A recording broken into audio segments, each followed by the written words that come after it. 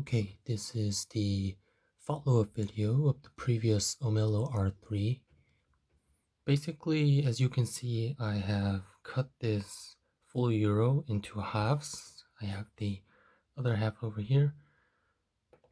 Basically, that was because I wanted to attempt a genuine, real public first pick and cut video.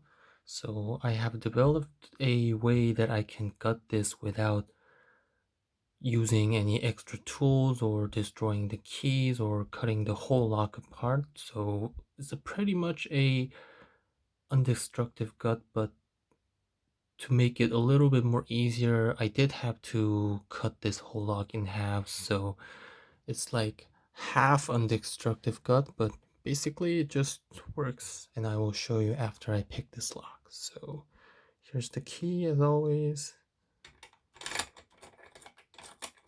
Lock works just fine. And I'll quickly pick it first in order to open this lock, and I will explain why general gutting methods won't work in this lock and how I developed a way that I can.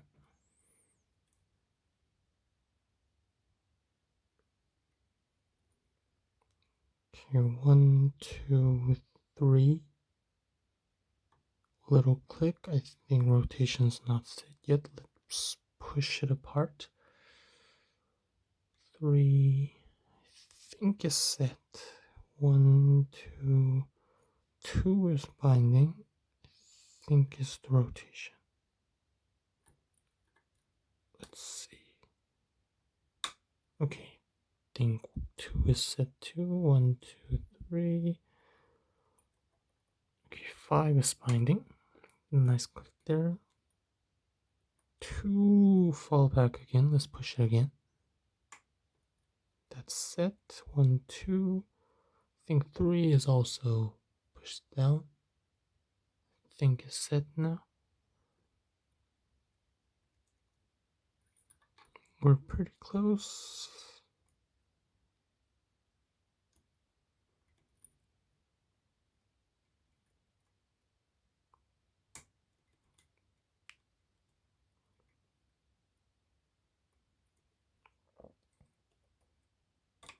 Okay, there we go. That's picked.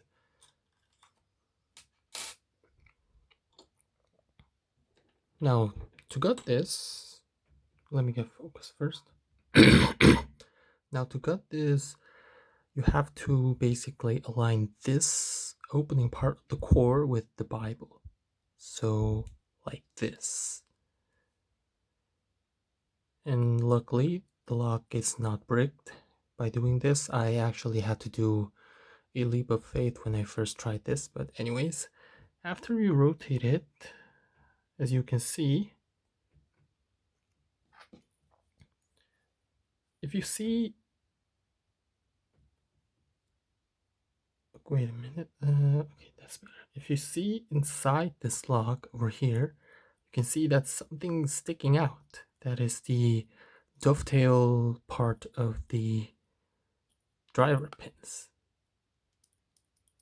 These driver pins stick out, so they are inside of the core groove right now, and they actually prevent the core from being pulled out even when the pins are all in shear, because the part where there is the shear and the dovetail is different, so the dovetail part still sticks out. So you need to be able to remove this part from blocking the core to being pulled out. So first I need to remove the C-clip on the back. It's a pretty cheap one, and I just can pry it open just like that. I think that's enough. Let's see. Okay, a little bit more. It's a cheap metal, so I'm trying to not break it by pulling it apart too much, so I'm going in a little bit easy on it. If I done it just right, I'll be able to slide it apart.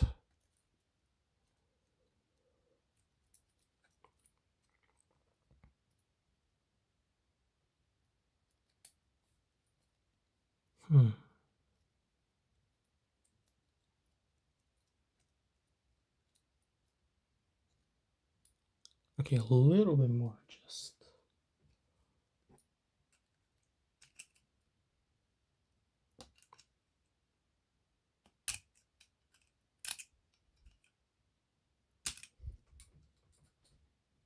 I think that's enough.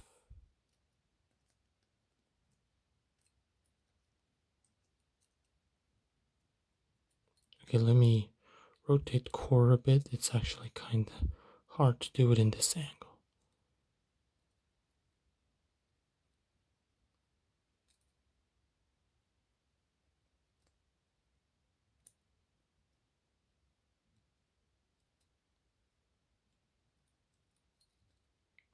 Weird, I did this really easier before and now I can't do it. I think the lock is very camera shy. Just want to show the insides of it and it's not cooperating. Let me just pry it apart a bit more. Now it should definitely work. Or not.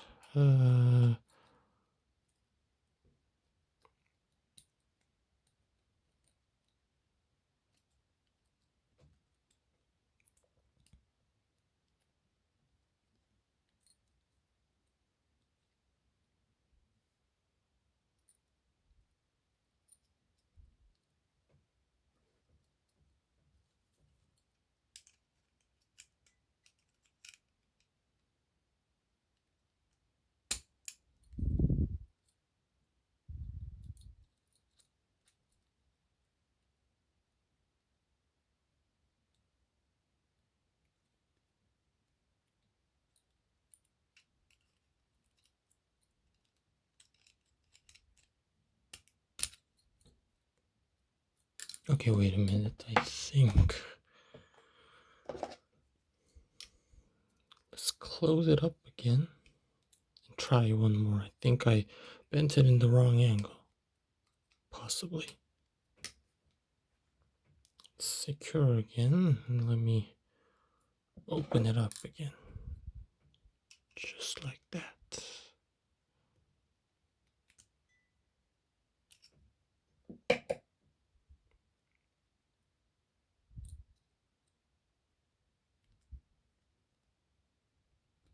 Okay, there we go.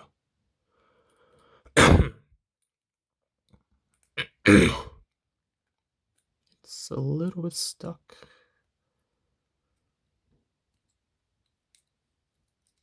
There we go. Okay, that's done it. Let me organize tools.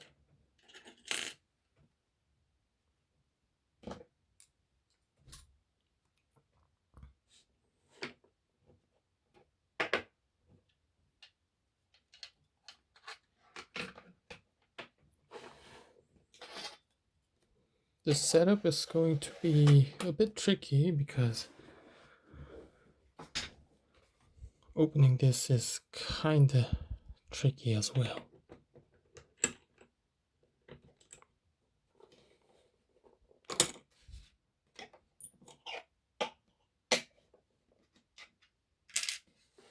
Okay, what you need to do is remove the clip, pick it open, and then you basically need something thin like this tensioner, and you need to push down the sticking out driver pins like this, which is possible to do if you are, let's say the lock is in full and not in a cut way, so you didn't cut the lock. It is possible. I have done it. That's why I have it cut it here, but it is really tricky and you basically need like 3 or 4 hands to pull that off. It was very hard. I took like 3 hours to pull that off, so I don't really recommend it if you have it. So basically what you need to do is you push this down like this, and at the same time you pull the core out, which is of course easier said than done. I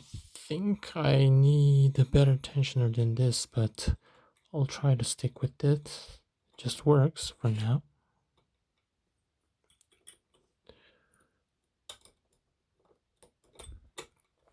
Yeah, as you can see, it is hard. Very hard. Maybe something else we can use.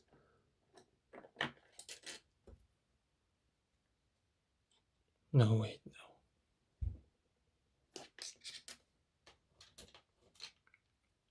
I kind of forgot what I used the first time. That one worked pretty well. This one's kind of tricky.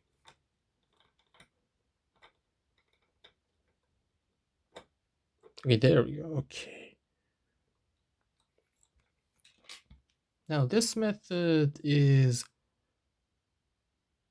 kind of messy because, as you can see, you're just pulling the core out without using any followers. Is you can use followers, but this setup obviously blocks weight, and the driver pins have all the same sizes and springs, so you can just kind of dump them all out. So that's what I am going to try to do right now.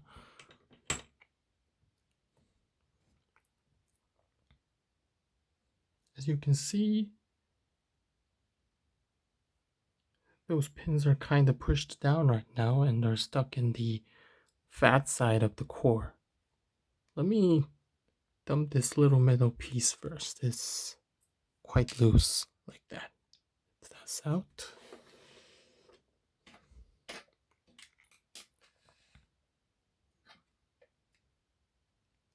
I'll try to not make pins fly out too much.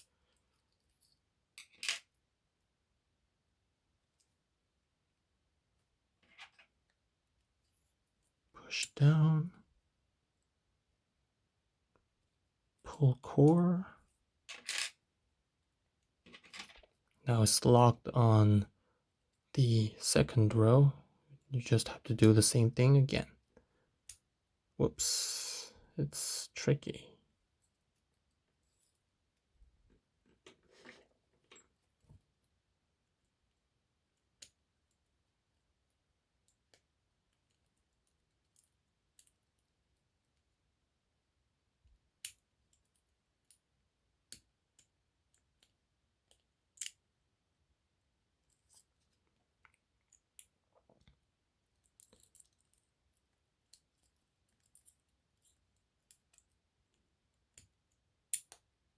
Ugh. Okay, taking out the device was not a good idea. I think I have to secure it again. This is gonna take some time.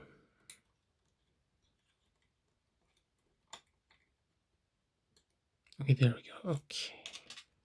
Now, I'll pull it off a little bit more. And as you can see, the first driver pin just flew away. I'll try to salvage it.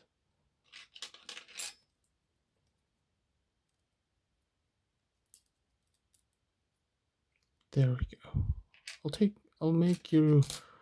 I'll show you a closer look later after everything is out. But for now,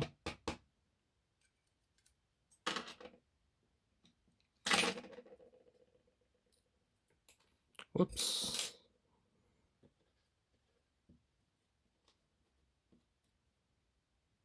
This is really scuffed, by the way. Need to adjust my video angle just a bit.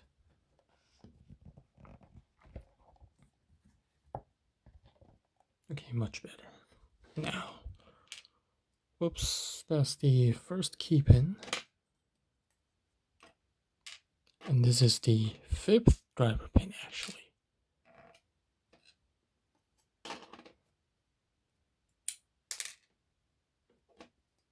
And that is the first key control pin. Let's keep doing this. As you remove pins, it's going to be easier and easier. So you don't really have to worry that much. Just like that.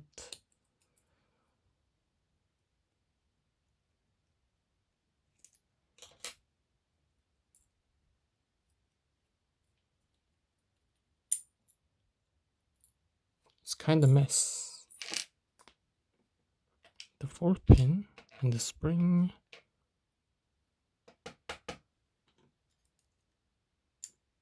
The 3rd pin and the spring. 2nd pin.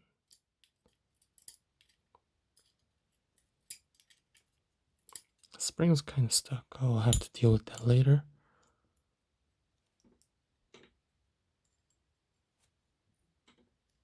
There we go. Only one left.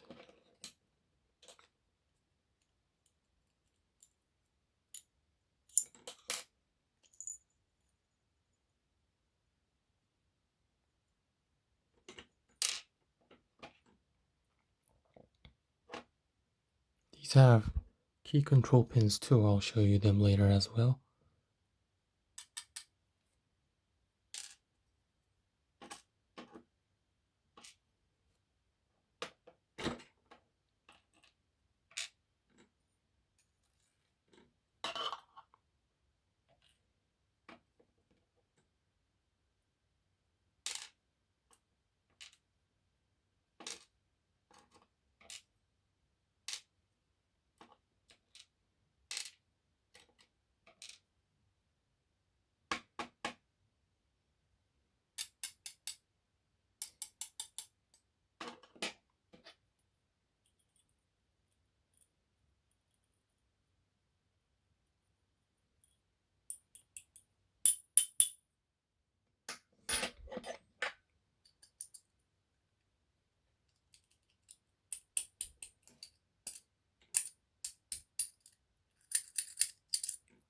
Okay, I have no idea why they're just stuck.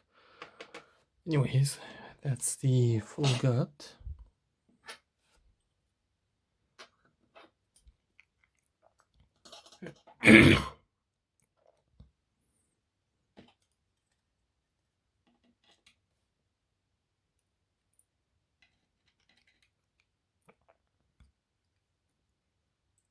This is the key control passive pins. They do not have to be picked.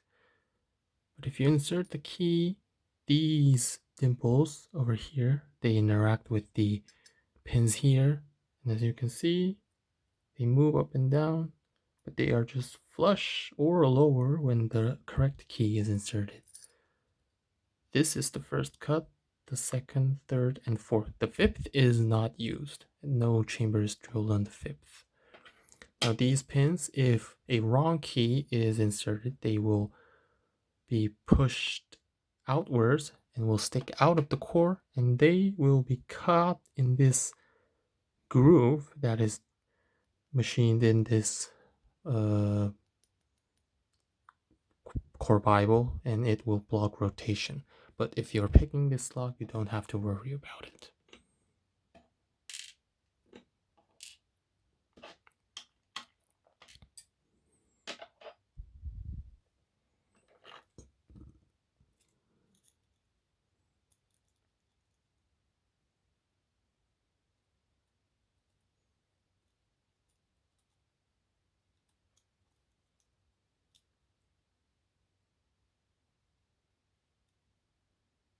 Okay, there we go. They were kind of stuck.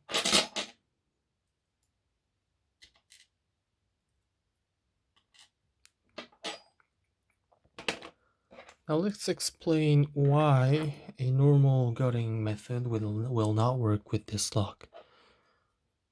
Basically, if this lock is picked, it'll be in this state, which let me show you closer.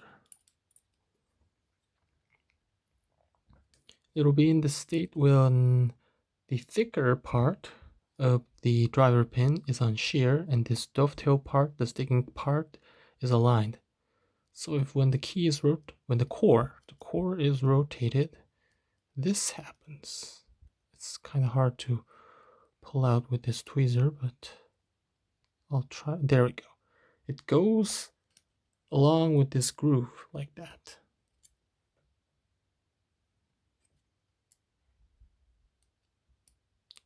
Like this. And as you can see, it only moves sideways, but whoops.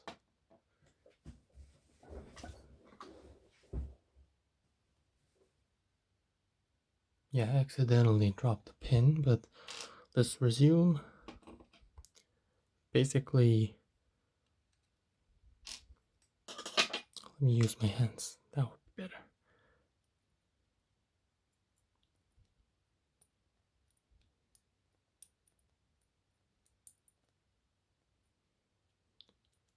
As you can see, it slides. That's slippery.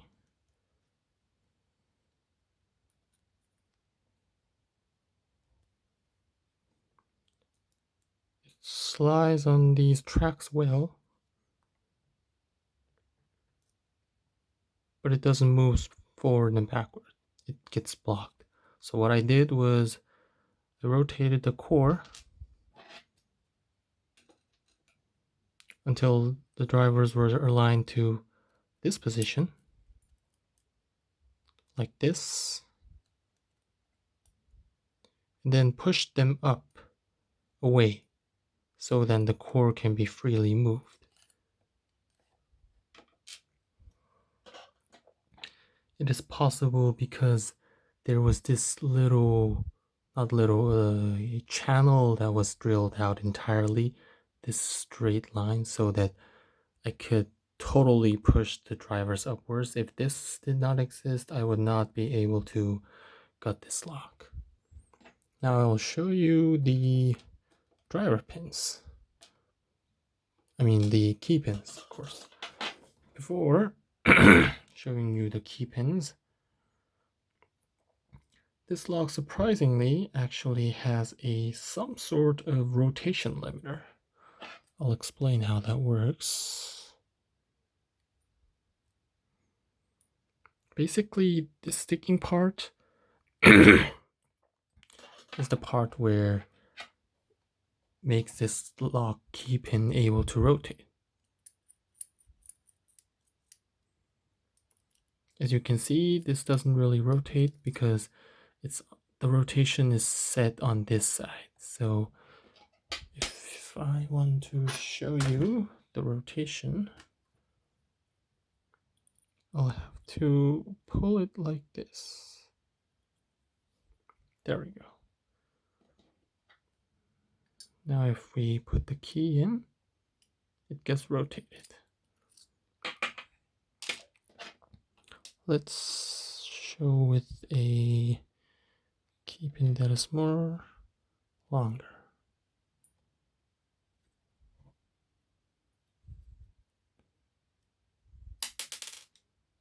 Now the rotation limiter I mentioned is just the fact that, as you can see, the key pin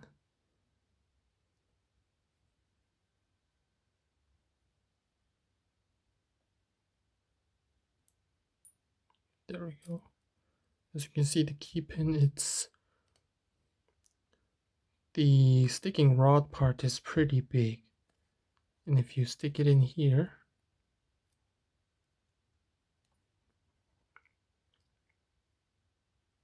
you can't rotate a whole 360 degrees. It's impossible. It gets blocked. As you can see, I can't rotate it more than 90 degrees here.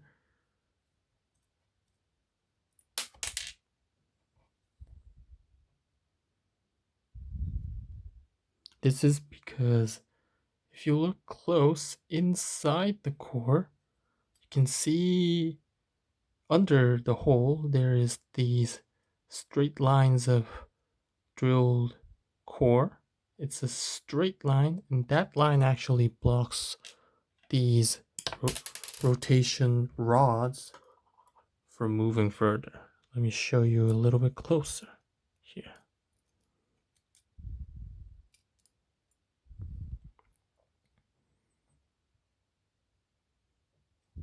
If we try to rotate this pin by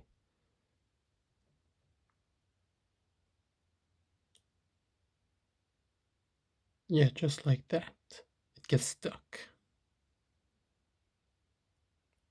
It can't move more than this amount, which is about 45 degrees in my opinion, so it doesn't really have a much of a limit, freedom in rotation. Also, as you can see, that if you put the key pin different way, what I'm talking about is that when you put a key pin, you can put the key pin by making this rotation rod face forward, but also backward. This will actually mess up with the bitting, so if we do it like this, the rotation sits completely well. But if I try it the other way, which is the front, the key is inserted, but the rotation is wrong. This is because it is designed to also match with the positions. So the key slider tracks should rotate and lift it on the same time. This means that this key pin also has to be put in the correct position. I will try to assemble this and show you the full key in action. I'm just putting it in random, so I might have to fix some later.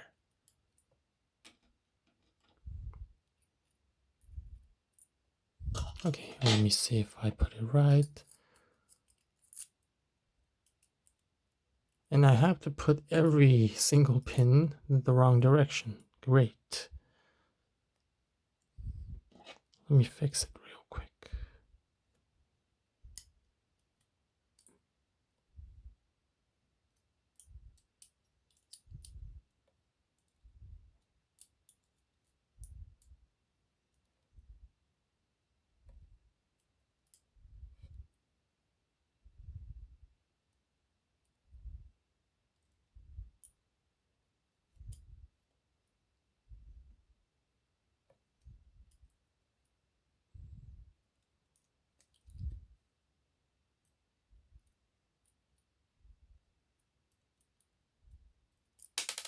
Whoops. It's like 2 or 3 a.m. here, so I'm not in a good condition right now. That's why I'm like stuttering while speaking and keep dropping things and just pause for like a few seconds with absolutely no reason. I'm not in good shape right now. I just wanted to finish this being filmed. I think this is the last pin. Yes.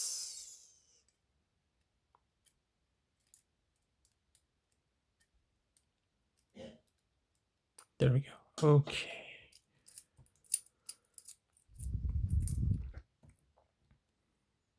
Now, as you can see, some pins are aligned and some pins are not. And as you can see, the first pin and the fourth pin is almost a zero lift. So is pin number 2. These have pretty sloppy tolerances, so you don't really have to pick this really strictly. Just use your flag and lift them up like this and rotate them like this. I explained the basic picking theory on the first video, so I don't really have to go through that. Now let's see how the key works.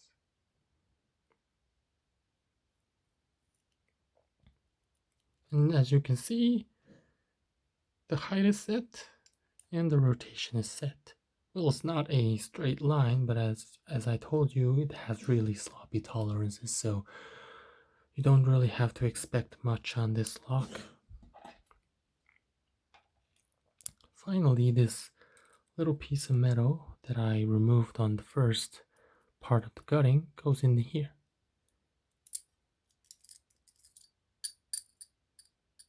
Goes in here like this. Wait, I put it in the wrong direction. It goes like this.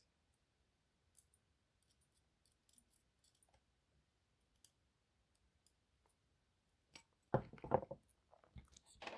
think the intention of the design was something like a 3KS EVA 3KS rotation limiter. It interacts with this part, or is it supposed to be? Because as you can see, this is as far as it comes down. It doesn't extend any further, so it really doesn't do anything. If you even remove this little pin, I mean this metal plate, nothing will happen. The lock will still just work fine.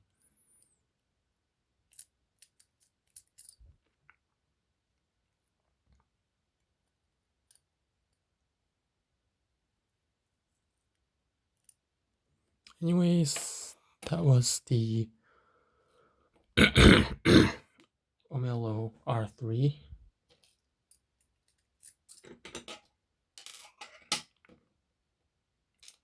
Let me dump pins all again and do a final overview and then finish this video.